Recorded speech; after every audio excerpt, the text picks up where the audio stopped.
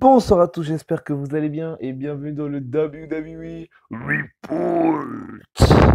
Et on est parti pour la preview du WWE Friday Night SmackDown du 24 juillet 2020. Et c'est parti donc avec la moitié des spécialistes. Kevin Payne, bonsoir à toi. Bonsoir à tous. Les amis, on est parti pour cette preview du 24 juillet 2020 WWE SmackDown et on commence avec le segment de rivalité entre Jeff Hardy et Sheamus qui vont s'affronter dans un bar fight, donc un street fight dans un bar. Alors, vous savez, ces derniers temps, Jeff Hardy a été justement impacté par l'accident d'Elias il y a quelques mois. Et puis, il a été justement accusé par un personnage roux avec la barbe rousse. Donc, il a accusé Sheamus, donc c'est parti en rivalité entre les deux.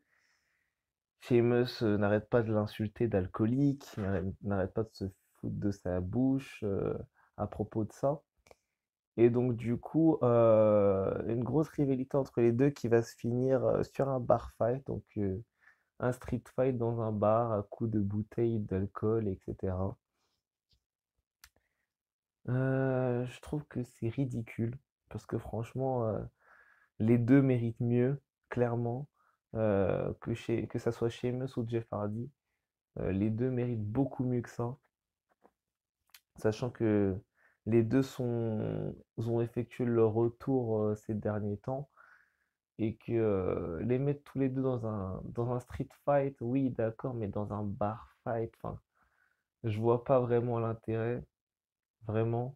Et enfin, je trouve ça dommage que la WWE détruise deux gros talents, deux gros anciens champions comme Jeff Hardy et Sheamus dans deux rivalités, enfin une rivalité plutôt inutile, vraiment, puisque tu aurais pu faire, je sais pas, Sheamus aller vers le titre intercontinental, par exemple, et Jeff Hardy aller vers le titre principal.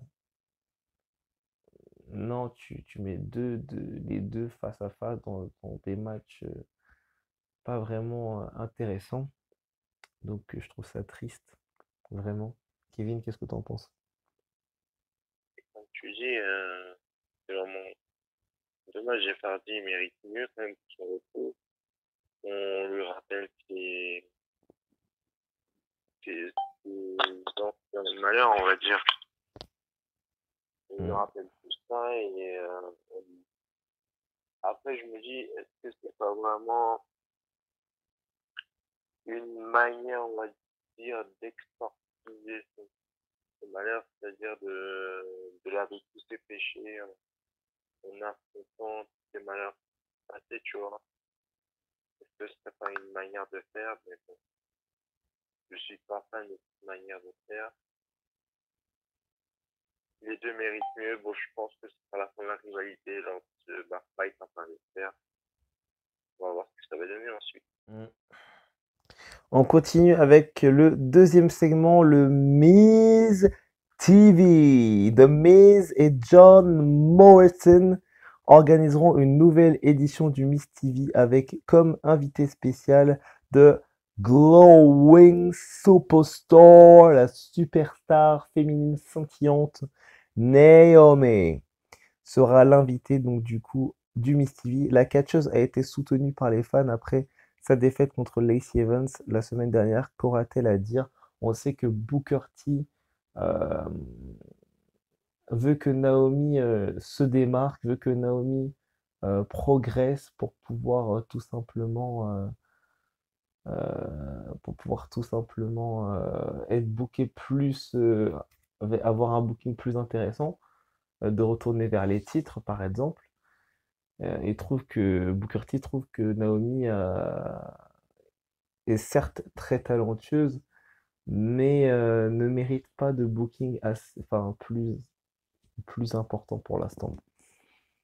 Donc je suis plutôt d'accord avec Booker T dans le sens où c'est vrai qu'elle est très talentueuse, ça c'est ça, c'est pas un secret.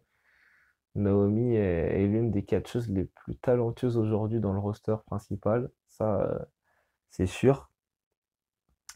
Mais je pense que euh, je pense que Booker T a raison quand il dit que elle n'est pas prête tout de suite à retourner vers les titres parce qu'il faut qu'encore qu'elle retravaille son personnage, que elle se reconcentre sur quelques points et puis qu'elle se fasse confiance et exactement également comme il dit. Donc moi je pense que Naomi, franchement, moi la Naomi de ces derniers temps, je sais pas, je pense qu'elle devrait retravailler son personnage, vraiment. Qu'est-ce que t'en penses, Kevin? Comme t'as dit, elle devrait retravailler son personnage. Ça a marché à un moment, mais là, ça marche plus. Faut revoir tout ça. C'est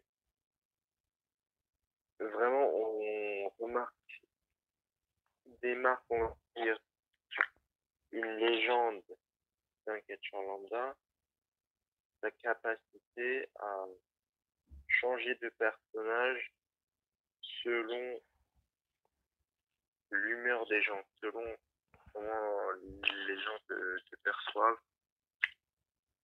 Et vraiment, l'exemple le parfait, je pense, c'est Chris Jericho qui a changé de gimmick, de personnage, je ne sais pas combien de fois.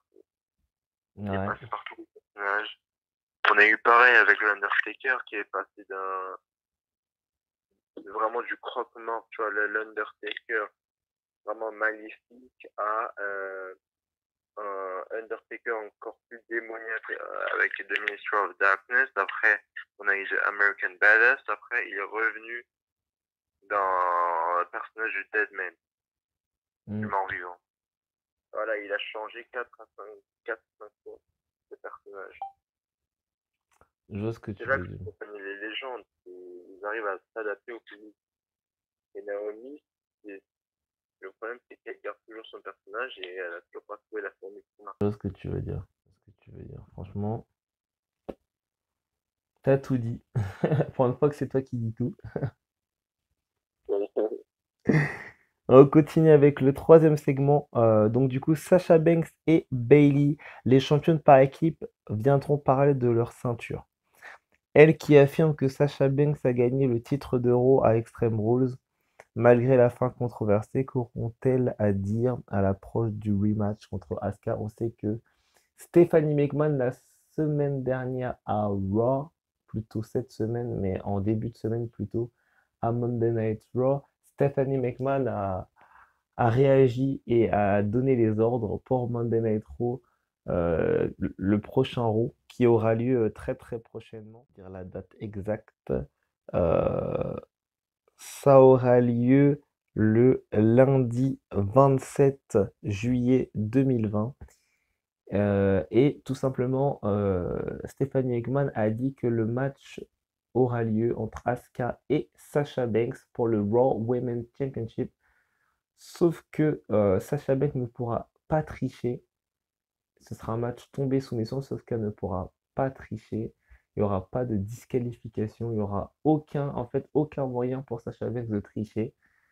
Elle sera face à face avec Asuka. Et à la moindre triche, Asuka garde le titre, en gros. Donc, Sasha Banks sera livrée vraiment à elle-même. Donc, j'ai hâte de voir ce match. Et pour ce qui concerne SmackDown, je pense que, enfin, je pense que Asuka elle va arriver. Je pense qu'elle va s'inviter à SmackDown. Et je pense qu'elle va vouloir régler ses problèmes avec Sasha Banks. Je pense qu'il va y avoir un fight. Et je pense que pourquoi pas encore des ordres du côté des personnels dirigeants de la WWE. Peut-être qu'il y aura des ordres encore. Peut-être que Shane fera son retour dans la foulée. On verra. Franchement, je sais pas. Kevin, qu'est-ce que t'en penses? Alors, on sait tous que c'est généralement Bailey, Sasha Banks sur le ring, de façon parler ou de sketcher, ça finit jamais bien. Ouais. Ça, c'est sûr. Donc, vraisemblablement, il y aura soit Asuka, soit une nouvelle challengeuse qui viendra défier Bayley. Et sinon, comme j'ai dit, il y aura Asuka qui va venir. Alors, on va voir ce qui va se passer. Mais surtout, déjà, pour Bayley, il faut lui trouver une catcheuse vraiment cohérente. Comme j'avais dit auparavant et que je répète, Shayna Baszler serait pour moi un adversaire pertinent Mm, mm, pour mm. Bayley. Mais On verra bien parce vu que que Shayna oh, Baszler les a observés à Raw, donc on ne sait pas si on verra. qu'est-ce qui va se passer, mais franchement, ça sent bon pour l'instant. Ah, j'espère. Elle est à Raw, mais on peut toujours espérer qu'elle vienne à SmackDown. C'est clair. On verra bien, on verra bien. Du coup, il y aura aussi évidemment AJ Styles qui va avoir la continuité pardon, de sa rivalité avec Matt Riddle. On verra ce que ça donne. Évidemment, Cesaro et Shinsuke Nakamura qui vont festoyer leur nouvelle consécration. Je pense que le New Day, évidemment, viendront réclamer un rematch. Je pense que Cesaro et Nakamura vont battre le New Day pour confirmer leur victoire. En ce qui concerne, les autres titres, où je pense que les Women's Tag Team Championship ne vont pas être défendus. Hum, je pense qu'il y aura des petits matchs, vraiment des tout petits matchs, histoire d'animer le show. Mais ça sera pas vraiment important, on va dire ça comme ça. Kevin, qu'est-ce que tu en penses? Pour le match tag team entre le New Day et Cesaro et Nakamura, ça devait se faire. Je pense que ça se ferait dans le style cage match vu que avant c'était la tables match qui a été choisi. Bah maintenant, je pense qu'ils vont faire la steel cage là maintenant. Ok. Alors Cesaro et Nakamura, je pense que le steel cage match se fera à SmackDown et parce que ça n'a pas été choisi comme Super SmackDown. Et il y aura sûrement un troisième match ou pas à SummerSlam. Ou peut-être qu'il y aura un triple threat tag team match. Et bon, le New Day, on en a marre de les voir Ouais, à c'est clair, chaque fois dans la course au titre. c'est clair, c'est clair. C'est bon, on sait qu'on veut tous Biggie, je pense, en solo et Kofi en solo. Après, je sais pas ce qu'on va faire de... Vraiment, si Biggie et Kofi sont en solo, Xavier Woods, je crois, il retourne jouer. Donc, On verra ce que ça donne, mais c'est vrai que je te suis dans le sens où revoir Biggie, Kofi et Xavier Woods en solo, ça va nous faire bizarre un petit peu, mais je pense que c'est la meilleure solution parce que, ok, les New Day, c'est une équipe légendaire aujourd'hui, mais on en a marre trop. À chaque fois, ils gagnent les titres, à chaque fois, ils sont champions par équipe. Oui, ils sont bons, mais faudrait donner les titres à des gens qui le méritent, quoi. Des gens qui ont vraiment travaillé pour.